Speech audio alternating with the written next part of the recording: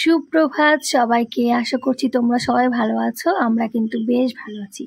আজ গুরু পূর্ণিমার দিনে আমি ঠাকুরকে কিভাবে সেবা দিয়েছিলাম সেটাই তোমাদের সঙ্গে সকাল শেয়ার সকাল করছি। উঠেই না বেশ অনেকটা সময় নিয়ে ঠাকুরের থালা বাসনগুলো পরিষ্কার করে নিয়েছি, তারপর তুলে নিয়েছি ফুল। দেখো আজকে কিন্তু শিউলি ফুলও পেয়েছি। এটা প্রায় ফোটে, তবে খুব একটা আনা হয় না। একটা সময় কিন্তু শরৎকাল ছাড়া শিউলি ফুল দেখা যেত না। আমাদের বাড়ি একটা গাছ রয়েছে, প্রায় অল্প অল্প করে 12 মাস ফুল হচ্ছে। আমি এখানে গনুকে নামিয়ে স্নান করে নিচ্ছি। ওনাকে আবার একটু বসাতে হয় জলের মধ্যে বাচ্চাদের মতন, নালে যে ওনার আবার রাগ হয়। আমার সংসারে হাতে খড়ি হয়েছে 20 বছর বয়সে, কিন্তু বিশ্বাস করো যতবার ভালোবেসে সংসার করতে চেয়েছি সে আমাকে বুড়ো আঙুল দেখিয়ে দিয়েছে। তাই আমিও এখন বেহায়া হয়ে সংসার ধর্ম সব ছেড়ে রয়েছি মায়ের কাছে। বিশেষ করে কারণ ছাড়া আমাকে সংসার নিয়ে মাথা ঘামাতে হয় না। শুধু ছেলেদেরকে একটু দেখা, পড়াশোনা করানো আর এই যে নিত্য পুজো, এই ছাড়া আমার আর কোনো কাজ নেই। বাকিটা কিন্তু মাই সামলে নিচ্ছে। একটা সময় না প্রচুর মানুষ পাগল ছিলাম। আশেপাশে যদি মানুষ না থাকতো দম বন্ধ হয়ে আসতো। তারপর আস্তে আস্তে তারাই আমাকে চোখে আঙুল দিয়ে বুঝিয়ে দিয়েছে, স্বার্থ ছাড়া এই দুনিয়ায় কেউ তোমাকে ভালোবাসবে না। একমাত্র ভগবানই, যার কাছে তুমি দিন রাত 24 ঘন্টা পড়ে থাকলেও সে কাউকে বলতেও যাবে না আর তোমার প্রতি অভক্তি। এখন হাতে গোনা কয়েকজন রয়েছে যারা আমার কাছে যতটা দামি আমি জানি, আমিও ঠিক তাদের কাছে ততটাই দামি। একদিন না আমার বড় ছেলেকে জিজ্ঞেস করেছিলাম, বাবা তুমি বড় হয়ে কি হতে চাও? ও বলেছিল, মা আমি বড় হয়ে বলদ হতে চাই, মানে ভালোবাসায় যদি বলি বোকা হতে চাই। খুব রাগ হয়েছিল, মনে হয়েছিল কষিয়ে একটা চর মারে। সবাই এত কিছু হবে, ও কেন? একটা সময় পর ওর কথাটার আমি সঠিক মূল্যায়ন করতে পারলাম।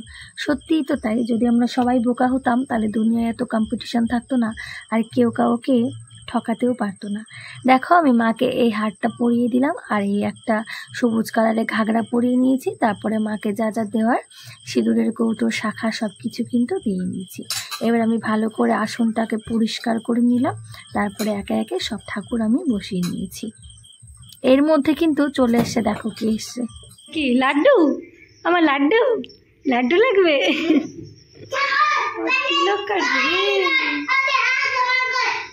আজকে দিয়েছিলাম লাড্ডু দিয়ে পুজো, আর ইনি বারবার এসে আমাকে বলছে পিপি আমাকে লাড্ডু দাও। তাই আমি ভগবানকে দেওয়ার আগেই ওকে একটু দিয়ে নিলাম। এবার তোমরা অনেকেই ভাবতে পারো আমি কেন ওকে আগে দিয়েছি। আমি যতদূর জানি বাচ্চাদের মধ্যেই কিন্তু ভগবান বিরাজ করেন, আর ওকে না দিয়ে যদি আমি ওকে অপেক্ষা করিয়ে রাখতাম তাহলে হয়তো ভগবান আমার সেই প্রসাদটা নিত না। আমি একে একে সবাইকে চন্দন পরিয়ে নিলাম, মা লক্ষ্মীকে বাদে।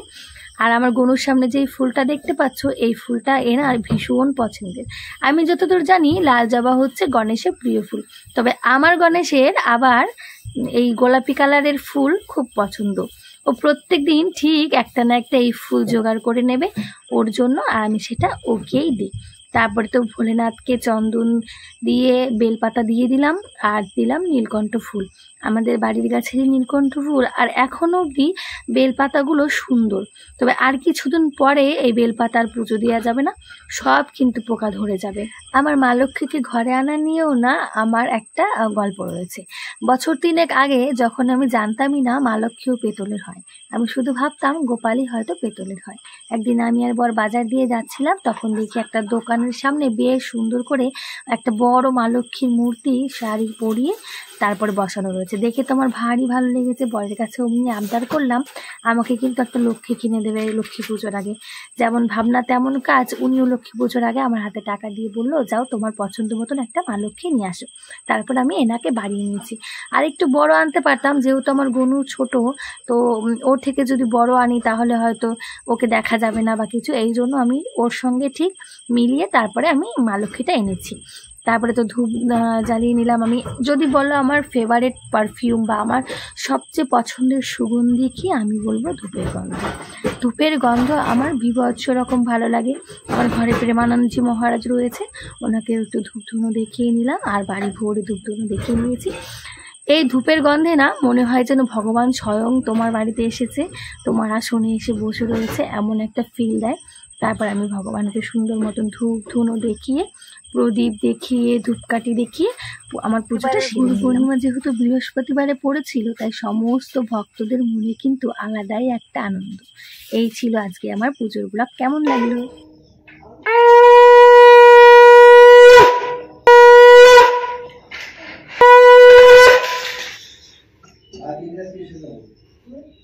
চার দোকানে